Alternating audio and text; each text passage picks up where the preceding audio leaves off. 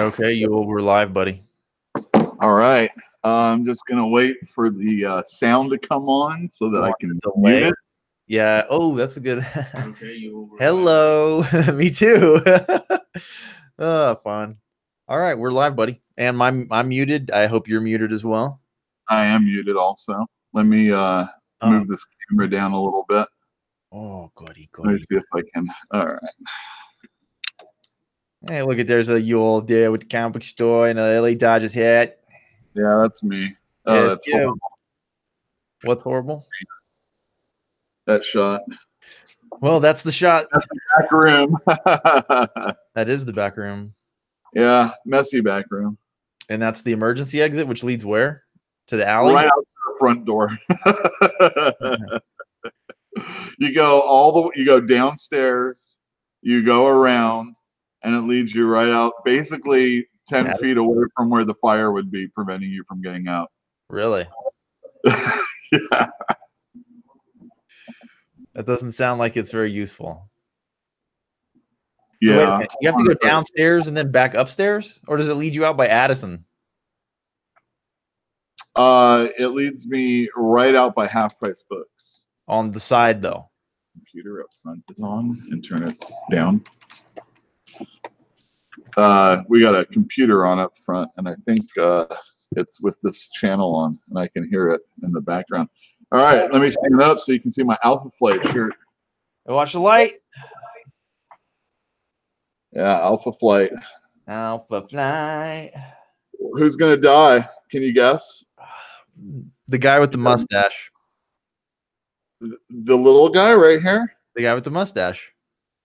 Puck. Did Puck die? Correct. I would be incorrect. Oh. Puck did not die. Well, who died? Guardian. That's the guy right there. In the middle? Yeah, spoilers. Spoilers. He's in the middle of the shirt. Which one's going to die? I guess the mustache, because I think facial hair is frequently used, along with baldness, to illustrate who the bad guy is. Not within this group. Doesn't matter. How many of them are bald? How many of them are bald? I think just him, basically. And I think he might even have some hair. He's not even actually bald. He just wears a thing over his head. No, I think he might be a little bald. I mean, maybe. So he's only a little bit bad? He's only a little bit of a bad guy? Later on, there's a story where Puck, you find out he's been holding like some crazy demon inside him, and it shrinks him down. Oh. Yeah, it's kind of stupid. That's funny. Interesting. So what's new, Yule? Well, obviously Tuesday nights are when we get brand new comic books so that we can put them out tomorrow. Yeah. Unfortunately, today we didn't get our shipment until well after we were closed. Wait, what time did you close today? Well, technically we're not open, but we stay open until our shipment comes in. Our shipment didn't come in until about 5:30. Usually at the latest it comes around 3. And we were looking at UPS and like, oh, it says that the shipment's still out there, but whew, it was tough. Yeah, well, and you were at work. Yeah, and getting ready for this and everything. So right. Yeah, there you go. Well, we weren't supposed to do this today because I was supposed to go to Colorado. I forgot that I was going. Well, I was getting ready to broadcast from home just via the microphone. Yeah. I was worried I'm going to have to do this all by myself and carry at least 25, 30 minutes. Yeah, for sure. Yeah. Well, I mean, it's not that bad, really, if you wanted to do it. I mean, you basically do the same thing. You just would have to find somebody else or just do it on your own. Yeah, I was just worried I'd boomer it, sound quality and stuff like that. I would worry about that too. Yeah. I mean, how do you know? You listen to your own thing, though. You listen to your own broadcast for a minute, and then you move on. I see. Gotcha. Well, we had a lot of help on our first time with people hanging out. Yes. Yeah. Anyway. Well, okay, so it's 9 o'clock. Welcome. Welcome. Thank you. Welcome. Thank you. Yeah. It's good to see you, buddy. Good to see you. I suppose we pretty much we've caught up. We started a little early so we could do the catch up a little bit before 9 so that people can join us at 9 and we can get started. I don't think anybody's joined us yet, but that's okay. That's quite all right. I was wondering if you wanted to do the stuff that's coming out, if you wanted to change the order. That's fine. We could talk about a top seller. Oh. Yeah. Hold on a minute. Let me think about something for a second. All right. I'm done. Okay, go on. Yeah, go on. Last week we had Mr. Miracle come out in a collected form. Yeah, the trade. And you sold your individual issues? Oh yeah, that was so usually if I'm going to make the number simple.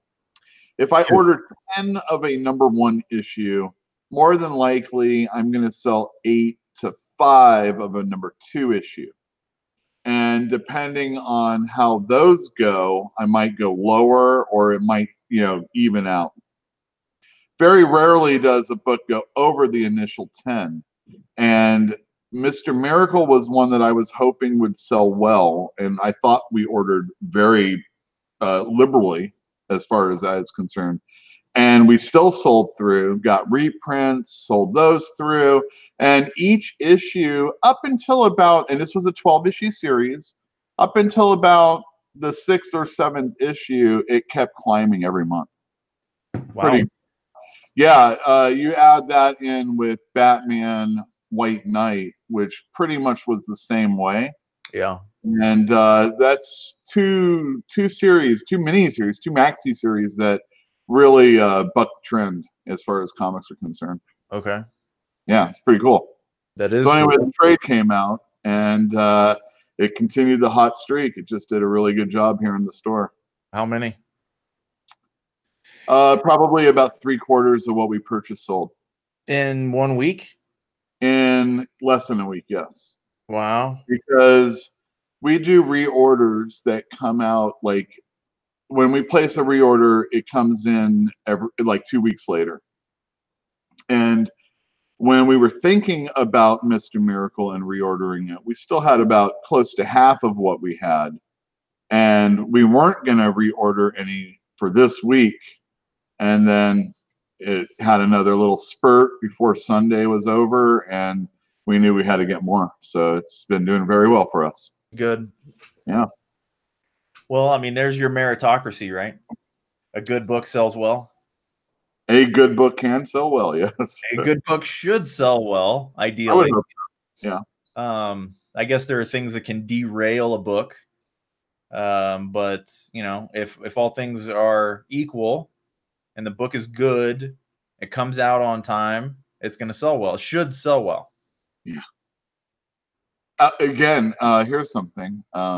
Bucking the trend a little bit. There was a bit of a delay on the Mr. Miracle. What do you mean? The artist's wife gave birth, and I'm sure that delayed the book just a little bit in the very least. I seem to recall that when we were making the videos, there was a moment when it was announced that it was delayed by a month or something. Yeah. It was funny because that actually coincided with Mr. Miracle's wife actually giving birth also. Oh, funny. Yeah, yeah. I wonder, did they choose that? Out a little bit, maybe. Yeah, exactly. Maybe. Well, that's very cool. Yeah. So Mr. Miracle sold real well. What else is selling? What else is selling well in your store? What else is selling well? We did well on things have been selling okay. The Sandman books are doing okay.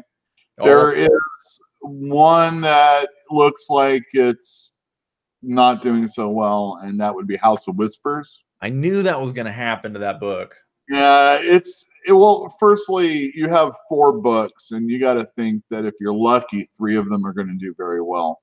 Yeah. And actually, if you're lucky, probably only half of them are going to do well. So if you're doing really good, 3 are going to exceed expectations. And I'm not sure where Lucifer is, but it has already a stable community of people that want to read that book. So you know what you're going to get with Lucifer. But with The Dreaming, which is obviously the best book of the four, and then Books of Magic probably right behind it, House of Whispers looks to be the one that most people are dropping if they're going to drop any of the books. Do you think that has anything to do with the story? I enjoyed the first two issues. We sold out of some of the other ones, but so I didn't really get a chance to read them. I enjoyed what I was reading, but it definitely was one of the books that I thought I probably would trade weight, is what they call it. Trade weight? Something you'd cut to get to. Well, all right. So there's people that didn't read Mr. Miracle as it was coming out, and they knew that it would get. Okay. I was thinking of a different trade. Right. And I was thinking of a different weight as well. So I messed that one up on 2 words. I was thinking, like, losing weight for boxing or cutting down on what you're spending in order to get down to weight. Well, that is sometimes the problem. That can be the problem sometimes. If a trade, so Image a lot of times would have first volumes of their trade paperbacks cost only $10, which is significantly less than the $3 or $4 each issue was, depending on how many were collected in a book. Well, if it's more than 3. Yeah, exactly. So, you figure about $20, $25 of comic books are in that $10 book, which is really wonderful for anybody that's looking to get in at a very introductory price. Of course, you're going to get a little disappointed when that second one is a $17 book also. Maybe you love it. Maybe. And that's usually what happens. People are like, oh, I got the first 3. I didn't realize that it cost this much. Only the first one's $10. Yeah. And then there's your very successful people, like, let's say, Ed Brubaker, who has an exclusive contract with the company. His first volumes are usually not part of that $10 introductory price. Sure. Because they got to pay the guy. They got to pay the man, yeah. And Sean Phillips, who's the artist. He also is exclusive with the company. So I think that the trade weight is bad for comics in the sense of like stores, but I happen to love trades well more than I like comic books because it's that same thing. People like to binge, and there's printing on the spine. You can put it on a bookshelf. You don't have to put it in a bag and board. Like, it supports its own damn weight. They're harder to damage. There's so much about them. Like, I really kind of wish that the industry would move in that direction, but it would put businesses like yours out. You'd have to become a bookstore, or you'd have to become a toy store. And we are, for the most part, we are a comic book store. It's not unlike the Comic Relief that was here before us. I remember. And, we have, the entire run of Saga in collected form. But if I had to have every issue for you to get it, that wouldn't be possible. So these are great ways for, of course, the industry has changed. There might have been more printed up in the past, and I could reorder them longer. And then things go to second and third prints a little bit more often also. Are you talking about the books or the comics? The comic books, the individual pamphlets, whatever you want to call them, the ones with staples, the monthlies. See, now the thing is like, so Marvel and Image and other companies still have extra things that get put into the comic books. Whether it be a letters page, which is often, or at least in the past, was one of the only ways to actually communicate with the creators. Of course, now you have social media, and you can easily get involved with creators and all sorts of people that are involved. We could SWAT them, is what you're saying. Yeah, exactly. Hey, it just occurred to me that is there any way you can turn your volume down? Because I'm hearing myself echo through your speakers, I think. Yeah, done. Okay, so anyway, it just occurred to me that when it was letters pages, they had the editor, whoever put the letters, that was probably some low-level editor's job, was to put together the editing page, the letters page. Sure thing. I bet you they got vitriol. Oh yeah. Back then. They just didn't print it, so you had no idea. No. Sometimes they definitely would print it. And a lot of times letters were referencing other letters that were in the letters column. Uh-huh. And often, Ongoing if the person was not happy with storyline, Yes. they would really lay into the people working on the book. What was it? Was it Busiak? Who was it? We found a comic. So sometimes, every once in a while, I will tweet out a letter that will, it's just wild. Like, oh my goodness, it's just like today. Yes. People aren't happy with something that changed their character, and I'm gonna let you know. And an editor or a person that creates this book has a few ways, they can respond. They can say, hey, we're sorry you don't like it. I hope you give us another try, and we're going to make it worth your while. Or they could say, F you. I'm the creator. I don't care what you have to say. Well, and then, but when you're doing your own comic book, like Dave Sim on Cerebus or Brian K. Vaughan and Fiona Staples on Saga, that's their own thing. They get to do whatever they want. But when it's Marvel's character Spider-Man, there's an editorial group. And now that there's movies and Disney involved, you got to really deal with a lot of people, and you can't just necessarily do anything you want, or at least that's what you would think. It is what I would think. It is what you would think. Sometimes things happen. Maybe the editors don't care. Maybe they're just like trying to do something new. There were people that were upset with that Captain America we talked about a couple weeks ago because he turned in his shield. He gave up. No, he didn't turn in his shield. He hid his shield, but he turned himself in, and he gave up, and that upset a lot of people right up front. Sure.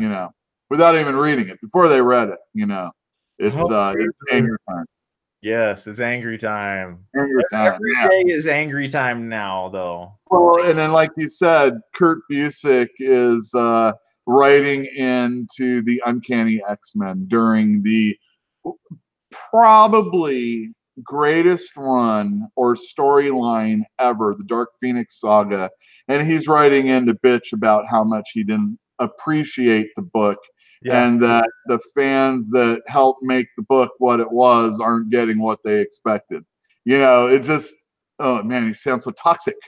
It's excuse me. It's hilarious because he's who he is, like he was one of those rare writer of comic books. Yeah, but he was like, okay, well, I'm going to write it my way, and then he goes and he does his own damn thing. Yeah. George Martin. You tweeted about George Martin the other day. Wait, not me. Who was that? Some things never change, and it was like George Martin in the comments of a comic book. Oh, that's right. Oh, my brother did that one. We Instagrammed a Fantastic Four. I think it was number 33 that we put up on eBay. And George R.R. Martin is one of the writers in the letter column. It's like some of his first published work. Have you sold that comic book yet? I don't think so yet. You should totally put featuring George R.R. Martin on it, and it will sell. All right. Very good. You can say it's in the letters pages or not, but he's in the letters pages. If you attach his name to it, you'll get hits just because of that.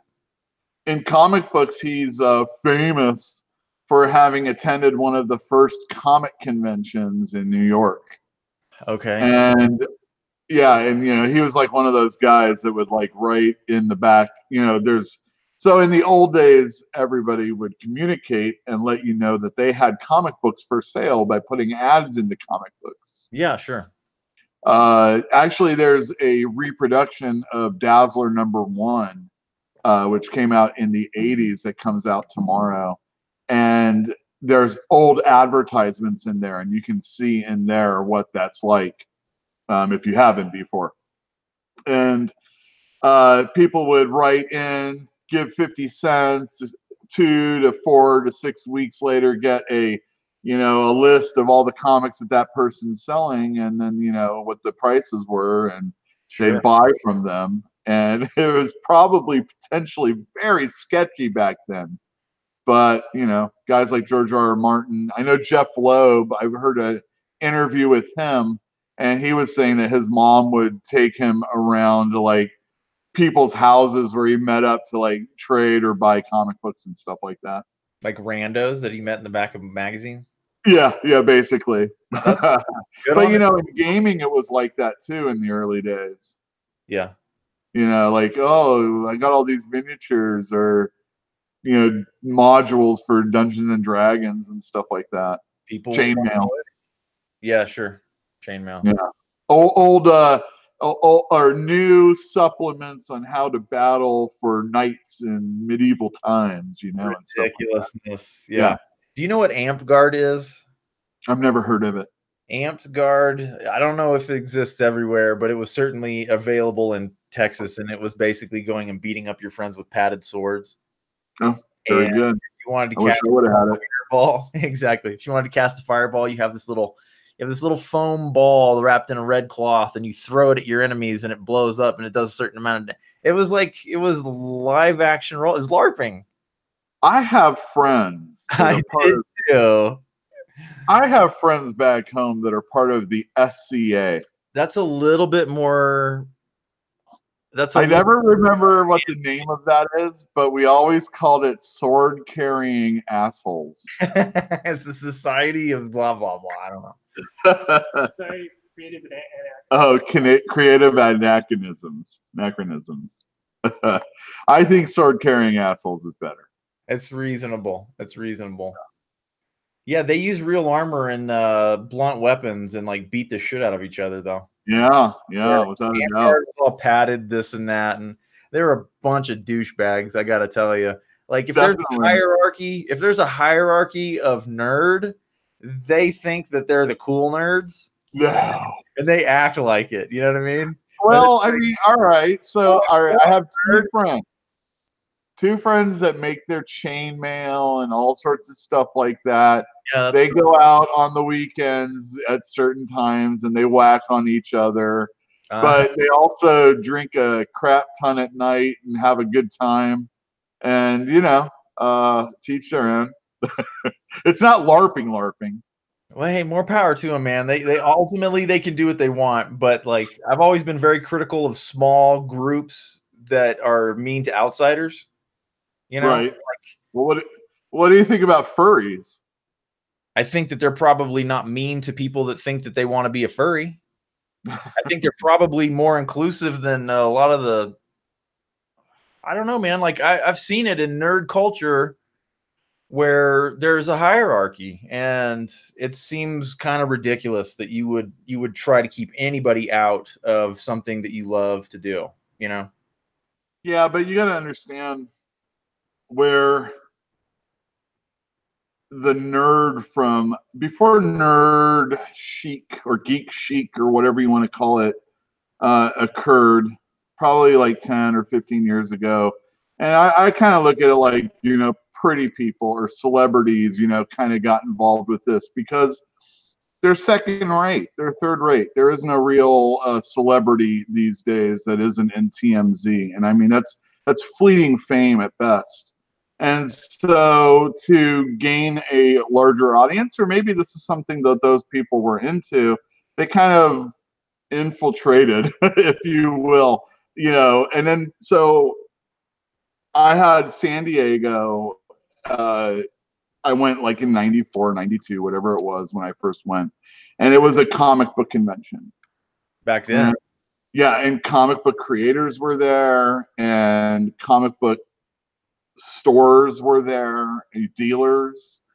And, it was a thing that you went to go do comic book things. And these days it's anything else, anything but. It's pop vinyls, it's toys, it's celebrities, it's, I've got a movie. I mean, there was always a little bit of it, back then, but that was Glenn Danzig. You know, that's hardly anything. Oh yeah. On the other side of the aisle, I was sitting next, or I was like, you know, I'm looking through comic book boxes with, you know, musicians from groups, you know, but now it's like they're on the other side, or I don't know. It's a weird little community that it kind of got pushed out, it feels like a lot of times. And I understand what you're saying. I mean, we need to be inclusive and we want as many people that actually enjoy the industry as much as possible. But I don't know. I feel like, you know, for the true nerds, the outcasts, the ones that only had comic books or only had whatever their nerd thing was, as new people came in, they feel like that they were pushed out a lot of times. Well, Does that make sense? Yeah, it makes sense. I mean, whatever. I mean, that kind of stuff happens. Hippies had to deal with corporate America taking their revolution and, you know, monetizing it. If Yeah. it happened to them, it's going to happen to you. So that's your own, you know, your own cross to bear, basically. It's happening to weed right now. Exactly. I mean, you know, there were people that were getting into it before it became legal, and you saw, oh, we're going to make these health spas, and it's going to be weed, and it's going to be masseuses, and it's like, no, I just want my freaking marijuana so I can put it in my pipe and smoke it. I don't need all the hippie mumbo jumbo to go along with it. Yes. And, Yes. you know, I'll go to a spa. I mean, it's nice if, you know, I could go to a spa and, you know, spark a doobie. Spark a doobie. But spark a doobie. But, you know, it doesn't need to all be mixed together, and it doesn't need to be a whole a marijuana experience. No, but my favorite marijuana experiences were in Amsterdam, where you can go into a cafe and you can order a cup of coffee and you can smoke a little bit of their weed, and then you just go wander around in a strange city. Like, I thought that was pretty nice. And like, here you can't do that. I mean, do you have cafes? No, by the way, actually, the only place I've ever been to around here was Spark in San Francisco. Spark in San Francisco. And they have their own volcano vaporizer. Yeah, exactly. And so you can smoke flowers there, but any of the concentrates or stuff like that, you're not supposed to use. Okay, I get you. Well, that's a little bit, but that's like the only place. It would be so nice to be able to go rip one in a I don't know, everybody in the store would be super high, hot boxed and everything. Well, you could be the weed shop comic book store. That'd be a thing. Yeah, I'm sure that would be a great thing to have done. Hey, so it was actually in our lease that we weren't supposed to do that. What, smoke weed? No, have weed being grown or distributed here in the store or dispensed here in the store. Yeah, sure. Yeah. What? Did they know me? It's almost as if I had to sign something similar to rent this apartment. Oh, really? You're not supposed to be blazing? No. Yes. Even if it's medicinally, they don't want you smoking in the apartment. They don't want you growing anything in the apartment. Doesn't matter. Do they want you flying handle off the handle in the apartment? Edibles? I mean, that's the easy solution for me to stay on their good side, but that's cool. Hey, let's talk about comic books, man. Oh, that's right. Comic books. Let's talk about comic books. Whew. Cool. I like comic books. Did you actually get enough of the stuff that you were looking at this week together? Like stuff coming out tomorrow? Yeah. I can put my camera on and you can see it. Why don't we do that part first today? All right, let me just do this. Why don't you talk to me? Oh man, see, this is the thing. You got to be prepared to talk. Not prepared to talk. All right, so this is what I've been doing for the last couple of days. I've been watching the program on Netflix called The Umbrella Academy. Oh yeah, we sell that well here. Gerard Way. I was expecting it to be kind of dumb. And on some levels, I'm correct. It's a little bit dumb, but on other levels, I like it a lot. But I've discovered something that I didn't realize, and that is that I cannot fucking stand that little girl. I don't know who that little girl is. She's not a girl anymore. She's a woman. Ellen Page. Ellen Page. Why is that? Terrible, terrible actress. Terrible. That is what I have learned this week. You know, That, and I kind of like that show. I was surprised. not being an actor and not feeling like I'm necessarily equipped to judge that type of thing, I often try not to comment too often on how horrible an actor is. I can understand that, but when you watch this show, I think you'll find her to be very painful to watch. And I don't mean in a good way. I mean like, you mean visually? Ill-prepared, poorly written. I mean, it's not entirely her fault. The character is really, really lame. But yeah, not a good showing. And that's my opinion. But I feel strongly about this one. Don't like her. Well, we've had a lot of people coming in asking about the Umbrella Academy. Sure. I mean, it's been on Netflix for what, a week? Yeah, something like that. I mean, it's brand new. So my brother and I were talking about that because we don't have any Umbrella Academies in the store right now. Did you know it was coming out? Yeah, but it's it's a Dark Horse book. Yeah. And often Dark Horse books are not available from time to time, even if they know a TV show's coming up. That is so it's back in print. I have it on order. It's coming in. What we were talking about was whether or not when something is dumped out on on Netflix, like an entirety of a program, will people lose interest in the future and not want to come in and get that book? Now, of course, I don't think that will happen with Umbrella Academy because Gerard Way has a large fan base and we always sell it. But there's another program on, I don't know what it was. I can't remember. Oh, Doom Patrol on the DC streaming. And it's coming out weekly. So we know that there's going to be a longer time where people are going to, find out about it. And maybe they will ask about that book longer over time because it's only getting parsed out rather than dumped out like Netflix does. These are things we're paying attention to. We just don't know the fact, what it really does. Yeah, that's the thing. It's really hard to test because you would need to be able to control so much to test that. Yeah, and it's tough because, like I said, Umbrella Academy is a good seller here in the store. Yeah. Got a little bit of a glare, buddy. Yeah, I'll fix it. How's that? Yeah, it's way better. No, I stupidly got a holder with a lip. You sure did. You can cut that right off. Well, I have other ones without them, but I'll see if I can't get Eugene to get me one while we talk about Spider-Man. Well, you got that glare again, so be mindful of the angle. Okay. All right. That's better. Eugene, can you get me one of these without? They're up front. You got the robot voice on. Oh, yeah. There you can see Eugene now. Eugene. So, there you go. God, he always hides behind a hoodie. Oh, yeah. He doesn't want to be seen. I guess it's winter. So is it cold there?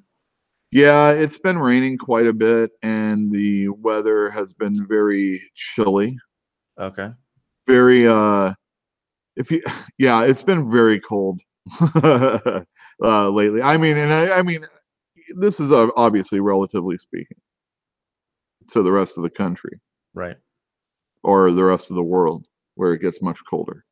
Siberia, for example. Oh yeah, Siberia. I watched. Hold on, never mind. Doesn't matter. Russian Doll. Talk about Russian Doll. I haven't seen it, but I will watch it because it's enough like Groundhog's Day, and Oh, is that what the premise is? Yeah, it's like she keeps reliving her death over and over and over again and trying to avoid it. I see. Yeah. All right, let's do this now. Yeah, let's. All right. Mindful of the glare.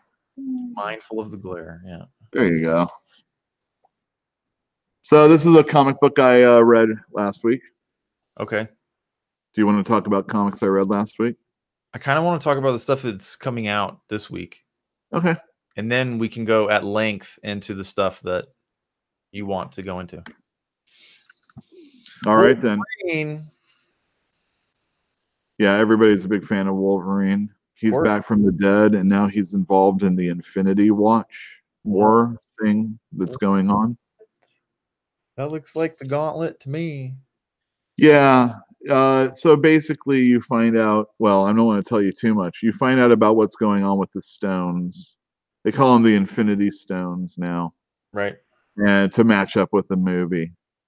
And you find out basically this is catching you up to speed with anybody that hasn't read any of the earlier stories of the Infinity Wars that have been going on. Yes, smart.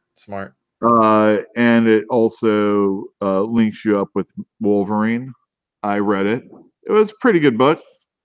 I thought the artwork was nice.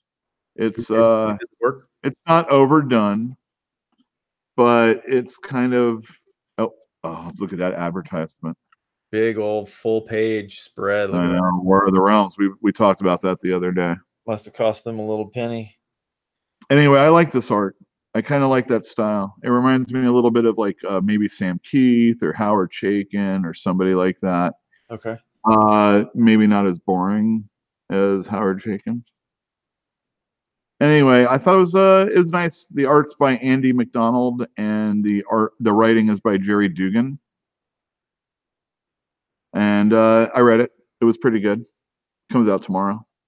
You already read it, huh? It's the only book I read for tomorrow. I wanted to read one for you all. Waste any time.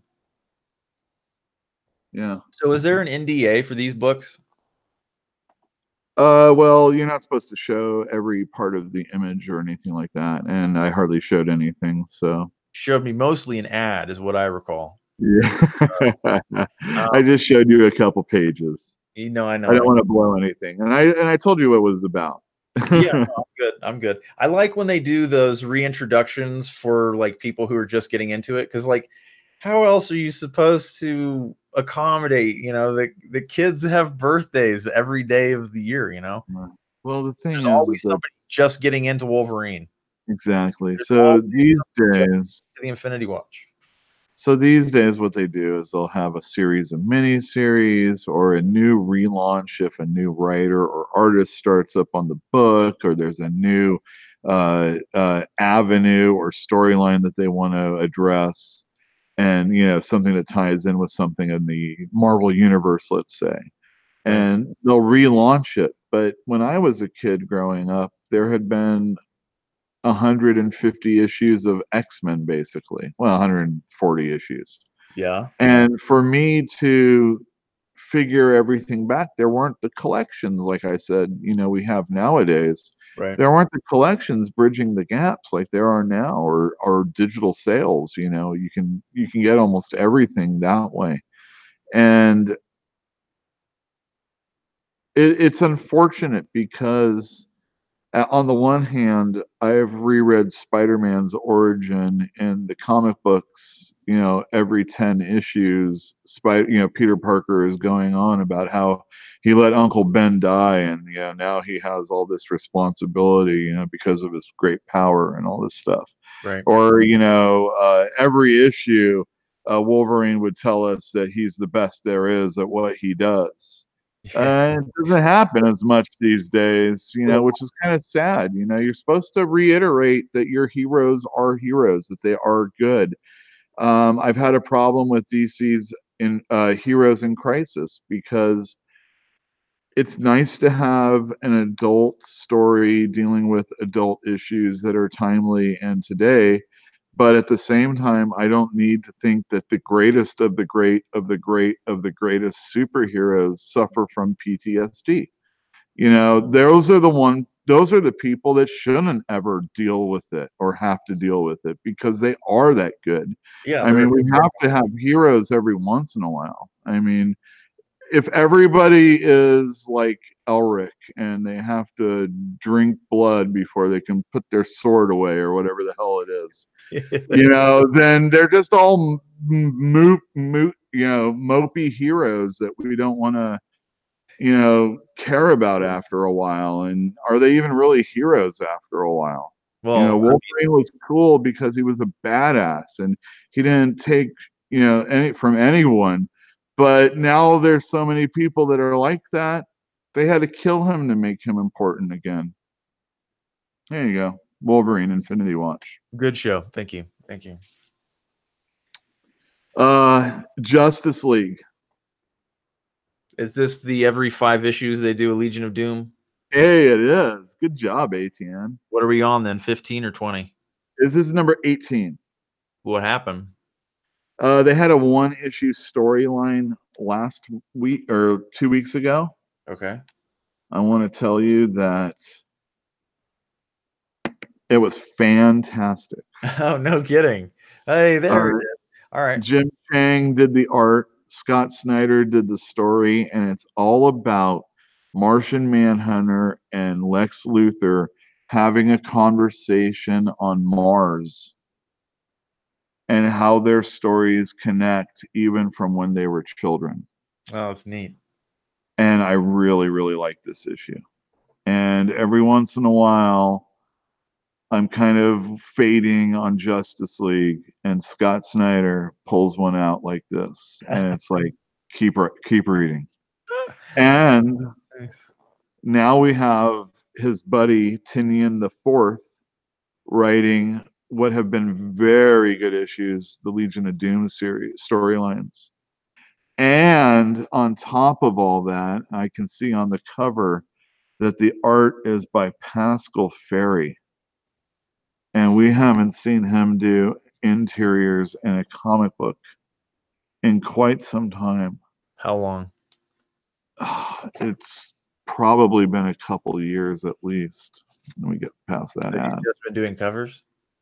Yeah, he'll do covers from time to time. He has a nice comic booky, very few lines. Like he's not overliney at all. And I think, unfortunately, they don't totally ink his work. Or what they do is probably with some computer inking. I could be wrong. Because I don't see, let me see here. Artist, Pascal Ferry, and then straight to colors. So yeah, there is no inking on his work, but he's one of the few people that I actually think can get away with that. And I really enjoy his work. He did a book called Adam Strange with Andy Diggle writing. And if anybody likes DC or likes space superheroes stories, that's fantastic. It's called Planet Heist. Do you have it in the store? We've had it in the store. I'm not sure about its availability right now. Well, it would be awesome to be able to see that. Well, sometimes you don't really remember that these things are happening. And like I said, it took a while to get the stuff in the store. Yeah. Anyway, it doesn't matter. Pascal Ferry and Andy Diggle. And then today or tomorrow, Tinian the Fourth and Pascal on Justice League. It's one of the Legion of Doom stories, and they've all been good, and I enjoy these quite a bit. Nice. Do you remember when I said that Gideon Falls and Justice League and Avengers were all coming out around the same time and all selling about the same also? Yeah, and you wanted to wager on who was going to pull out. Yeah, I don't think anybody's really pulled out ahead yet. For a while, I thought it might be Gideon Falls just because these other books are coming out a little bit more frequently. Image, when they end a story, usually take a break, and they took a small break with that book. But that one has picked up again and has been fantastic. But Justice League will do very well, as will Avengers. and Avengers has been very good also lately. Good. Now, where the Justice League does the villain stories, the Avengers will take a one-shot story and do the Avengers from a million years ago. Yes. This is not one of those. Okay. In the last issue, I told you there was, or in the last episode of this, I told you that I read the last issue, and it's part of the vampire war that's going on. Oh, with Blade. Yeah. Yeah. And there's a new villain that's Yeah, no, introduced. I remember. I remember complaining. Look at this guy with this like Gatling gun and Yeah. this big old, It's called, yeah, he's sweet. it's called the Big old black suit, and then this is like dog type thing in the front. Yeah. Is Face dog. and it seems like they have some sort of control over the Ghost Rider, which is cool. Uh-oh. So anyway, like there's like all these vampires that are in Dracula, and it's big old like it's a big coup that's going on. And Blade has been rescued by the Avengers, and they're all on the attack also. So it's good stuff. David Marquez is the artist, and I like his style quite a bit. It's pretty clean. Once again, a nice clean style. Should be good action. I don't know how many more issues this is going to go on. I think it's just a couple more issues. But of course, you can see up at the top it says the War of the Realms is coming. Looking forward to it. Was that the ad we saw? Yeah. Yeah. Yeah, I'm down. I'm down with that one. I'm really looking forward to that one. Russell Dodderman is going to be doing the art. He was the artist on Jane Thor, and yeah, looking forward to it. So yeah, Avengers 15. That's tomorrow again. Yeah, all tomorrow books. Sharkey the Bounty Hunter. Why do you care? You care because Mark Miller with an A, Mark Millar. Yes. Yeah, he's writing it, and Simone Bianchi is the artist. So if he's writing it, does that mean that it's going straight to Netflix? Well, it means it might go straight to Netflix. Oh man, they have the option of doing a movie or a series or whatever for anything that he produces going forward. Yep, that's a crazy good deal for him. It's a wonderful deal. This is the guy that has most been able to monetize his career more than any other person in comics. That's amazing. Because like if you talk to the normal person on the street, they want to know who the hell Mark Miller is. Right. But if you ask them, do you know what Civil War is? Do you know what Wanted is? Do you know I can't remember the name of that one movie, but it doesn't really matter. There's a few others. Kick-Ass? Is that him? Kick-Ass is him. That wasn't the one I was thinking of, so I was a little hung up on that. But yeah, he's done a lot of stuff. The miniseries The Magic Order just finished up last week. That also. So the thing about Mark Miller is he's kind of hit and miss with me. I think he's about a 50-50 writer. That's rough, but okay. Well, the thing is he puts so much stuff out, and maybe the percentage has been better more recently than it was then. Okay. And maybe he's getting older, and as a result, he's telling stories that I'm more interested in rather than some of the exploitative stuff. But in this book, it looks like we've got a bounty hunter book. And it's going to obviously be, it should have an interesting story. I don't know anything about it. But I did really like The Magic Order. Some people I've been selling well his Prodigy book that came out not too long ago, or has been coming out not too long ago, but I haven't read it. My brother wasn't that into it. Kyle, our other employee here, wasn't that into it. But again, I really liked Magic Order, and Bianchi has a really nice art style.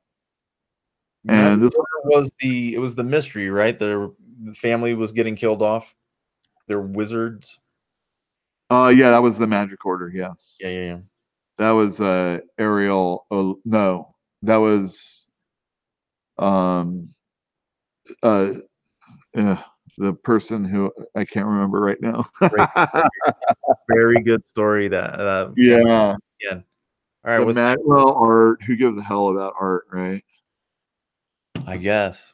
Well, I don't know. It all depends. Are you a story person or an art person? It's nice when it's both. Yeah, but what's more important to you, let's say? The story, obviously. Yeah, me too. Well, I mean, it's always been that way. I mean, I do not like when there's bad art in a comic book. It usually, especially if it's a mainstream book, it always feels like it's just somebody that just getting the job done so that they can get something out. It's a cash grab, or it's not really all that important in the grand scheme of things. Yeah. But Bianchi is going to be doing every issue of this book, whether it's late or on time, and it's well, actually, I'm not sure, but I assume it's like somewhat co-owned with Mark Miller. But the Netflix deal, who knows? The artist on Magic Order was Olivier Coipel, by the Oh way. yeah. Yeah, And yeah. I like his work a lot. Yeah. So yeah, so Sharkey, the bounty hunter. Is this like a sci-fi looking thing? It definitely looks that way. I see some flying stuff and definitely some alien looking dudes. Yeah. But I think Sharky's probably this cowboy wearing dude. Blue cowboy. Yeah. Woo. You think so? I assume. I You assume. Who is doesn't that want his to wear RV? like it Hover looks it? RV? Yeah, it looks it. I'll let you know what I think about it. All right. Uh, Uh-oh. Get yeah, that next. off the screen. What was that? All right. So probably like the last thing I'm going to be paying attention to is how well this book sells. Yeah, it's pretty old now. Classic, yeah, without a Very doubt. much so, but quite old. I wanted to talk about it because people might not know what it is. Ah, it's good. So Transmetropolitan was a book that was part of DC's Helix line. And the first three issues ran with that imprint. And then eventually, and it continued, and they kind of stole it away from that. And it was just a DC book until it became part of the Vertigo line. And it is a futuristic tale about a person named Spider Jerusalem. See the Hunter S. spider, Thompson. who is basically a Hunter S. Thompson, who has a job to do because he has a book deal that he hasn't finished. And in a drugged out Insane, dude. stupor in a cabin in the woods, I'm going to just show you this first picture. It's great. In the woods, he gets a phone call from his publisher and is like, "Hey, you owe us." And this guy is like, look at this. He's full of hair, full of tattoos. He looks like he's totally wigged out and paranoid and doesn't want to have anything to do with society whatsoever. And now he's thrust into it. And like I said, it's the future, and there's aliens, and there's a lot of satire in this book, and there's political intrigue, I guess you could say, and just it holds a mirror to the to society, if you will. And it's Warren Ellis. Sometimes he can be kind of potty mouthed or humor or style, but like he shoots a fart gun and he has No, a no, no. two-faced cat Prolapse. that smokes It's a cigarettes, prolapse gun. Get it right. and it's violent, and there's a lot of flipping people off and saying like "suck my balls" and stuff like that. So, and cigarette smoking. And if you're young and you want to say "f the world" in comic book form, this is pretty good. And yeah, definitely, Transmetropolitan's a classic. What These year? are thicker volumes. I want to show you that. What These year? are thicker volumes than original. Can you hear me at all? Yeah. What year did it come out? What year did it come out? I'm not quite sure. You want It me had to to be look? like 97, 98, something like Yeah, that. probably something like that. I think it Maybe even a little bit earlier. I think it came out before 98, but it might have been in 98. I don't remember. I know that I was buying it when I was still living in Texas. Yeah. Well, so for like the longest time, these were in thinner volumes. So this is the first time Yeah, they're going to be they're substantial, real but thin, actually. Hold on, I have one right here. yeah. Transmetropolitan is sweet, man. It's a good series. I like Hunter S. Thompson a lot. Apparently, I don't It have. evokes that, like you said, and yeah, good stuff. Well, yeah, he is Hunter S. Thompson in the future. Have you read it before? I mean, you've read them all. How many issues are there? I've read through at least 55. I don't know what all I have, but I'm pretty I sure I've think read everything. like 66. Most Vertigo books don't go too far past 70. I have a lot of trades, but apparently they're in the long boxes and they're not on the shelf. Mm. So, And I would be remiss if I don't mention Derek Robertson's work on the book. uh-huh. Derek Robertson is, he's kind of like one of those workhorse artists. Like, if you want someone to get the job done, this guy's going to get it done. A lot of people these days, you see people get they start off in a series and they only go 6 issues and maybe they leave and then they come back for another 6 and then they're off the book entirely. But this guy did basically every single issue of this entire series. And I think the only time he didn't do every issue was when they had like those jam 50th issue spots Right. where they're and this guy like puts in really really good work, and he is called upon to draw a multitude of different types of things in this book, and I probably can't just open up to any one thing, but like throughout there are aliens and crazy creatures and scenery and just stuff that you where do you see if you are the kind of person that needs to Google image something, this he would not have ever gotten this book done. You know what I mean? He has to have an imagination that matches what Warren Ellis is asking him to do. And they just do a really great job. Anyway, there you go. That's a book that is coming out tomorrow that you should definitely get. Oh, it's back in print. I thought we were just talking about the past. That makes me very happy. No, this is like I said, before it used to be thinner volumes, and I Yeah. think there were 10 in total. And now we're looking at probably it's going to be five Okay. books. So it will fit nicer on your bookshelf. It Yeah. will look sharp, and and it's got an introduction by Garth Ennis, Uh, which is funny because in the old days we used to joke and say that Garth Ennis and Warren Ellis were interchangeable. So we'd say Garth Ellis or Warren Ennis or yes, something yes, like sure. that. They both had long-running Yeah, Vertigo Vertigo. titles. Yeah, Preacher Really, for really good Garth. art. They both, Uh, I mean, yeah, he has Steve Dillon, and very. these are just Derek Robertson, Steve Dillon, the old Vertigo artists were just people that, and I got in I got a little testy with someone that came in the store last week, and it's an artist that does a book that we carry in the store. What were they looking for? What, pardon me? To start over with that, I was laughing. I knew what Okay. was happening, but I didn't hear you. So I got a little testy with an artist that does a book that we carry in the store. And he was kind of talking smack about 90s artists. And the thing is like, yeah, I understand where people are going with. Cross hatching was really big. The Image / Rob Liefeld extreme style was really big.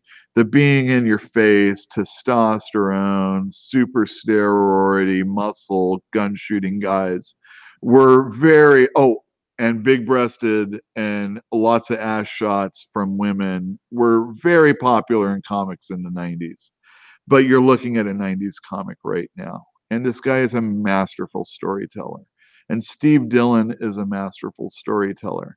And guys from the 60s and the 50s and the 40s were still alive.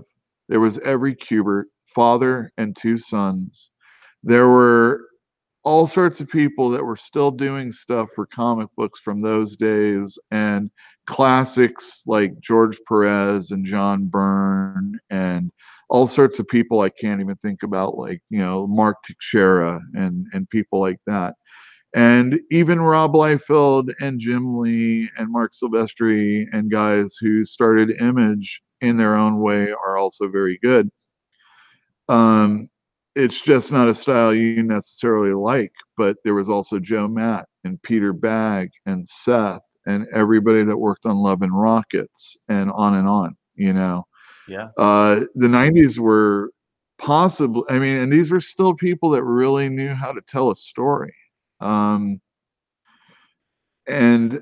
I feel that a lot of times today in some comic books, the story. Remember when we were looking at avant-gardes last week, or maybe it was the week before, and it just kind of ended, and it didn't have any build up, any proper build up that led to the last picture on the last part of the book, and it just didn't tell a proper story.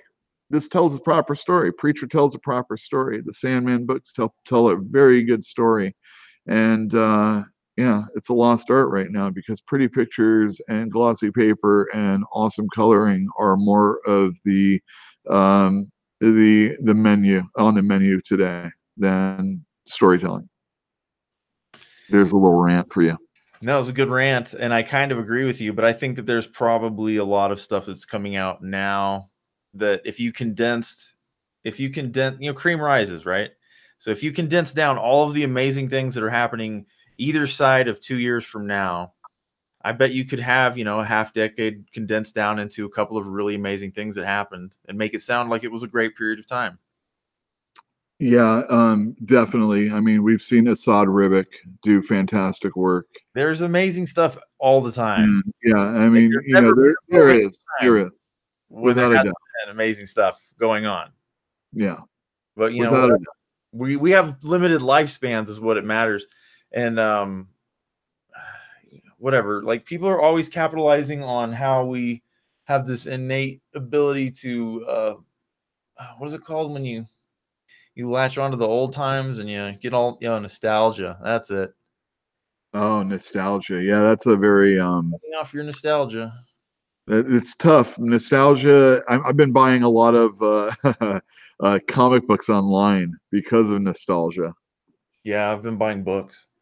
Yeah, but it's just stuff that I'm amassing, and Because you're never planning on moving again. this isn't a good thing to say in a shill podcast,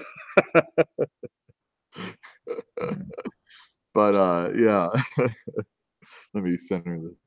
So that's all the stuff that is coming out tomorrow. Well, that's some things. Obviously, you have your bi-weekly Uncanny X-Men book and things like that. My point is, I didn't tell you because I didn't think anybody would really care. There is a new Avengers weekly series coming out. son of a bee. Oh, Yeah, it's goody. 10-issue weekly. It's weird. All right, so there's the legacy numbering that Marvel's doing. Mm-hmm. And in their legacy numbering, let me bring Avengers back up for you to see. Okay. You can see that this is issue number 15, but the legacy numbering is number 705. Do they have both? Yeah, when you get to that Avengers number 1, and I forget what the series is called, it's like Long Road Home or something like that.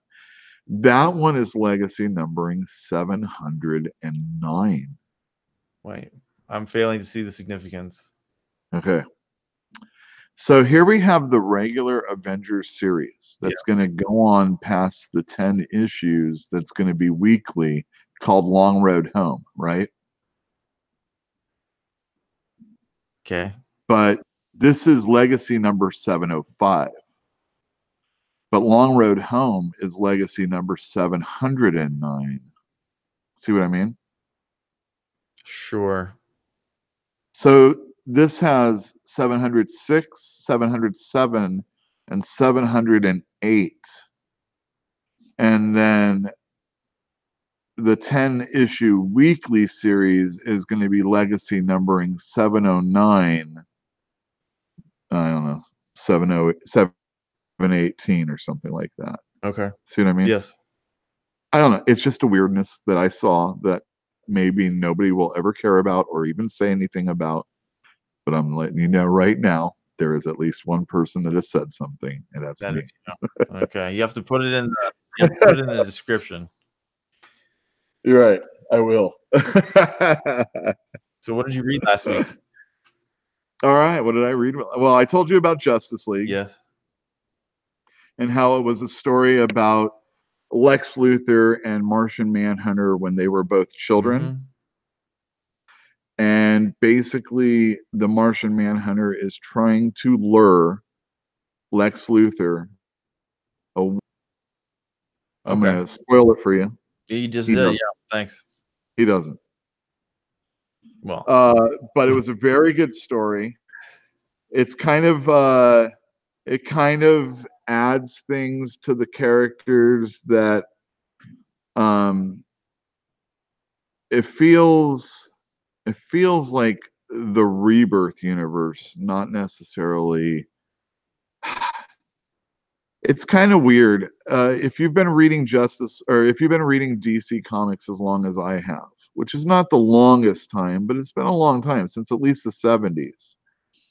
There's been one retcons occur and things change. People try and add on or twist things that we know to be a certain way. And that's kind of what this is doing, but because isn't the same like it always was, little things are different.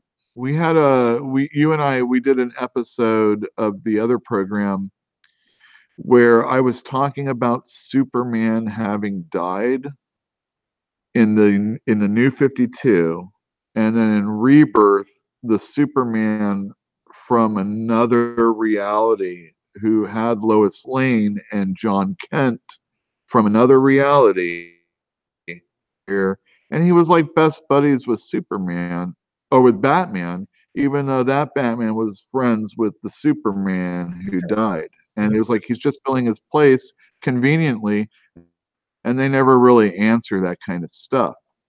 So, whereas I really, really, really, really enjoyed this Justice League 17, that little bit of fuzziness in the back of my brain thinks about some of that other stuff that really doesn't matter in the end because it is such a good book. Art is fantastic. Jim Chung is really, really good, and he's doing a great job on this series. When he's on this series, advertisements like crazy. Yeah, the internet seems But yeah, bad too. he's just really good. I like him a lot. He does a nice kid also. So what you find out is that Lex Luthor and Martian Manhunter were in like an underground secret project type thing. Anyway, it's a good book. I recommend that. Nice. I read this. Spider-Man number 15, part of a story with Nick Spencer writing and Chris Bachalo doing the art. I am a big Chris Bachalo fan. This story features the Lizard and his family. And of course, there's an ad. There's also been this storyline where Aunt May is in trouble because the rhino ran through the building she was eating at, and Black Ant and Taskmaster are involved. Spider-Man wants to save Aunt May, but he realizes that she's pretty good on her own. And the artwork is fantastic. I'm a big Bacalo fan. He lets you use a lot of your imagination. And I do like the way he sets up the story as he's telling it. He uses little boxes, big boxes. He goes across, he goes up, he goes down, and he just does some really neat things. I've been a big fan of his since his Vertigo Shade the Changing Man days, actually pre-Vertigo. Yeah, let me see. So there's a little bit more. Nice little explosion scene. Yeah, it looks good. And it's the second part of a storyline. I don't know how many issues, probably about 3 or 4. It felt that way. It definitely felt like a book that could have been told in about 6 or 7 pages. And maybe if this is a 4-issue story, then maybe it really should have been 2 issues. But c'est la vie. That's the way comics are these days. Yeah. Well, remember, Dickens was paid by the word, so he was a little long-winded. Well, he was definitely that. When you're doing bi-weeklies and you're trying to tell a compelling story, stretching it out sometimes isn't the best way, but it is a good way to fill things. A lot of time. Yeah. Yeah. And then this last comic I'm going to talk about was my favorite comic book of the week. I thought I talked about it on Instagram. So if you saw the post from Fantastic Comics, you'll know that I thought it was very good. Art and story were spectacular. It was Savage Sword of Conan. Oh yeah, that one. Yeah. All right, so Savage Sword of Conan. I've talked about Conan before. He is a hard sell for people that don't care. But if you want some testosterone-driven stories, there is none finer. Ron Garney is doing fantastic art in this, and Jerry Dugan, who does that Wolverine Infinity Watch, wrote my favorite Conan story in quite some time. As much as I like Jason Aaron doing Conan the Barbarian, this is better. And I like Jason Aaron a lot. Nice. This is true Conan through and through. Again, we thought Jason Aaron was like built and made to be the Conan writer. Jerry Dugan does such a good job. It tells a story about Conan on his way to eventually becoming a king. And, you know, that's where we are in the story. And you start off and you see Conan and he's hanging out with this wench. And he's eating. And he talks about the smell and the taste of it. And then you turn the page, and this is fantastic. Look at this 2-page spread. Well, it's not really a spread. It just all works together so well. There's Conan. He's not eating meat, hanging out with a wench. He's eating a shark because his ship is sunk, and he's hanging on for dear life. And he gets picked up by a pirate crew, and that's the worst thing that could have happened to that crew. Yeah, that's exactly right. Basically, he gets put down. It's told, oh, this is a great scene. Check this out.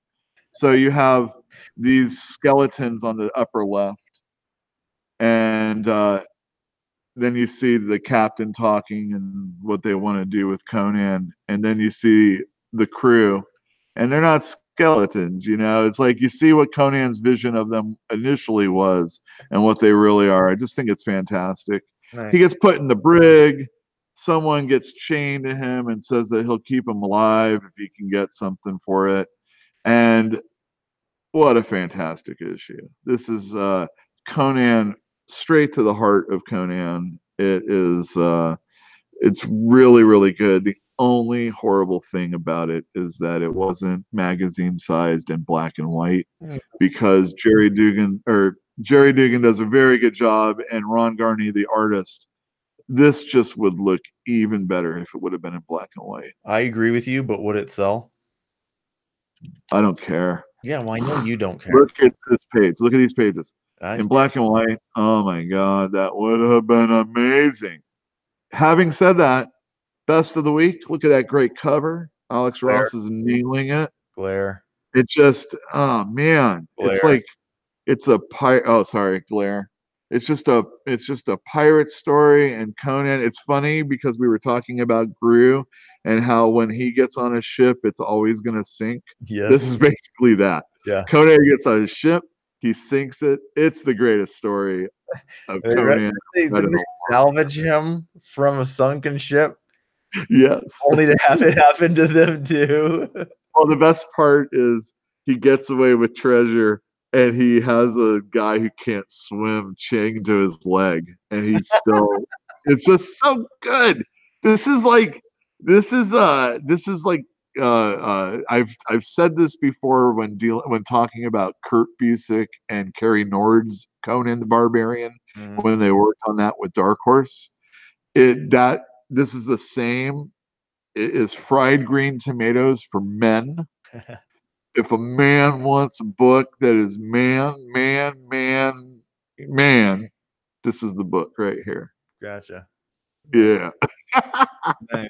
I really liked it though. It was very reminiscent of all the great classic stuff, and it just it read well and it looked beautiful. And like I said, if it only was oversized in black and white, it could only make it better. Has Conan always been oversized? Savage Sword of Conan was a magazine that was black and white. It was Marvel? Yes, it was Marvel also. The entire time? Yeah. And black and white, right? And black and white. And they had fantastic illustrators on this. Mostly John Buscema and Alfredo Alcala or Ernie Chu or a bunch of Filipino illustrators. Yeah. Nice. Yeah. All right. Good. Conan. Yeah, sorry to bore everybody about Conan, but that's just the way it has to be. Sorry. God, geez. Yeah. They'll get over it. I'm pretty sure. Yeah, well, it makes up for that avant-garde's review. All right. It's time to cut it off, I think, Yule. It's all right, very good. 10:15 for me, 9:15 for you. Yeah. I didn't really promote this one quite so well because everything was all about waiting for the shipment and everything. Yeah, that's fine. But I'll definitely blast this out for tomorrow. Okay, that's fine. Thank you guys for stopping in. You will say goodnight, and good night. We will cut this off. See you guys. Thanks for coming in.